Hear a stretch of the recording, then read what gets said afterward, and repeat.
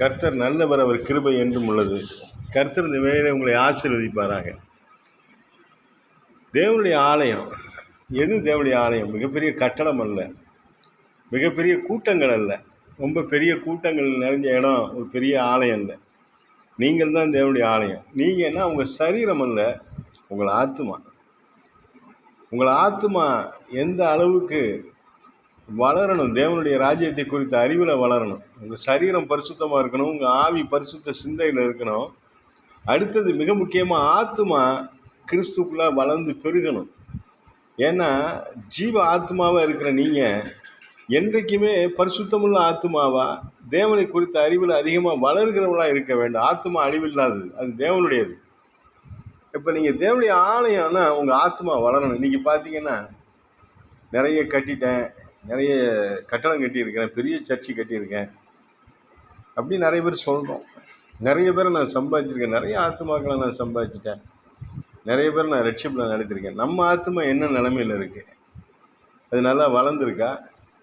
கிறிஸ்துவ பற்றின அறிவு நிறையா இருக்கா நமக்கு? நம்ம ஆத்மா இன்றைக்கி ஆண்டவர் ரட்சகர் வந்தால் பரலோகத்துக்கு போகுமா? ஆண்டுடைய வருகைக்கு நம்ம தயாராக இருக்குதா? நம்ம ஆத்மா அறிவில்லாமல் இருப்பது நல்லது இல்லைன்னு வேதம் சொல்லுது. ஆத்மா நல்ல வளரணும். சரீர வளர்ச்சியோ உலகத்தில் இருக்கிற சொத்து வளர்ச்சியோ அல்ல, பெரிய கூட்டத்தை நம்ம கூட்டுறது அல்ல. ஒருவன் உலகம் முழுவதையும் ஆதாயப்படுத்திக்கிட்டாலும் தன் ஆத்மாவை நஷ்டப்படுத்தினால் அவனுக்கு லாபம் என்ன? உலகம் முழுக்க பெரிய பெரிய சபைகளை கட்டி பெரிய கூட்டங்களெல்லாம் நம்ம ரட்சிப்பில் நடத்திட்டோம்னு சொல்லிக்கிட்டா கூட நம்ம ஆத்மா இன்றைக்கி ஆண்டவருக்கு பிரியமாக இருக்குதா? இதுதான் தேவனுடைய ஆலயம். இந்த ஆலயத்தை முதல்ல நம்ம சரி பண்ணிட்டோம்னு சொன்னோம்னா அப்புறம் நிறைய ஆலயங்களை நம்ம கட்டிக்கலாம், கோடிக்கணக்கான ரூபா செலவு பண்ணி கட்டலாம். முதல்ல நமக்குள்ளே இருக்கிற அந்த ஆத்மா எப்படி இருக்கும் கொஞ்சம் சிந்தனை பண்ணி பார்க்கறதுக்கு தான் இந்த வேலையில் கர்த்தர் உணர்த்துகிறார், பரிசுத்த ஆவியானவர் உணர்த்துகிறார்.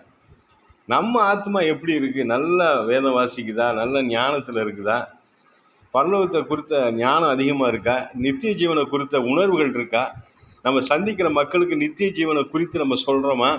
இயேசு கிறிஸ்துவின் மரணத்தையும் அவருடைய வல்லமையான உயிர்த்தெழுதலையும் நம்ம அறிவிக்கிறோமா? இதெல்லாம் நம்ம இன்றைக்கி சிந்தித்து பார்க்கணும். நாமே தேவனுடைய ஆலயம், நம்முடைய ஆத்மாவே தேவனுடைய ஆலயம். அந்த ஆலயம் நல்ல ஆசீர்வாதமாக இருக்க நம்ம பிரயாசப்பட வேண்டியது மிக அவசியம். கர்த்தர் நல்லவர், அவர் கிருபை என்றும் உள்ளது. ஆமென். அல்லேலூயா.